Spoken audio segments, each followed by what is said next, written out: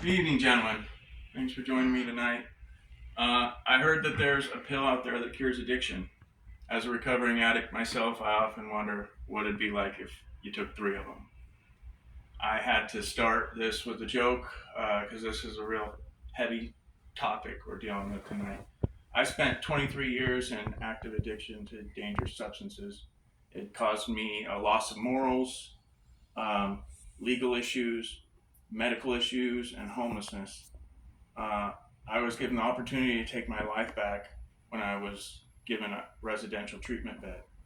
I've now been working in the recovery field in an intensive outpatient program for about 3 years. And one thing that's become clear to me, due to Oregon's addiction numbers, overdose rates, and lack of residential services, more treatment beds are needed in Oregon. So let's take a look at some of the addiction numbers in Oregon, right? Mental Health and Addiction Board of Oregon said the national average is 6.64% of people diagnosed with a substance use disorder. Oregon's is 9.04%. That is a 37% higher rate than the national average here in Oregon. And that's only those who have been diagnosed. MACBO also states that they believe over 18% of the population has an active substance use disorder. National Institute of Health says addiction is one of the leading causes of homelessness, of strain on our social services, unnecessary strain on our medical and law enforcement departments. They also say that children to addicted parents are more likely to face trauma, neglect, and ultimately develop substance use issues of their own. That goes to show how this is a generational problem that we're all dealing with here. Now we've looked at how serious this problem is, let's look at one of the most tragic things, consequences of substance use.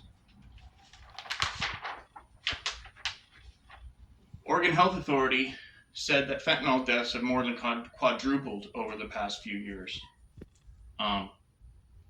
It's up to about 1,500 souls last year.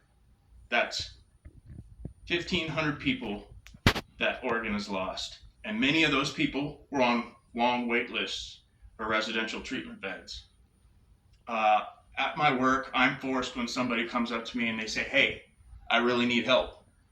I'm ready. I want to go to treatment.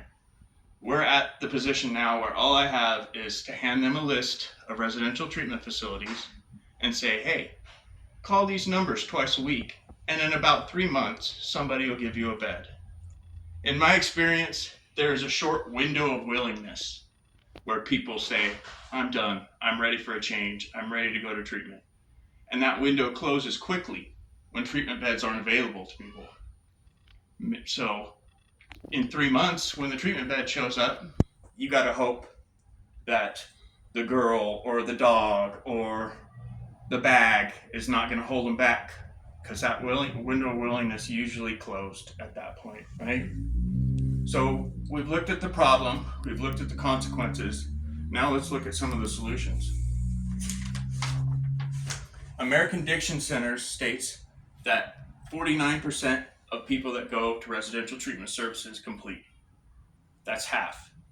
Of the half that complete, about 75% report 3 to 9 months of abstinence from substances. Of people that complete, 33% report greater than 1 year of sobriety. This is our families, our wives, our children, our parents, our cousins, our coworkers, our friends, and members of the community who are suffering with this, and we have the solution.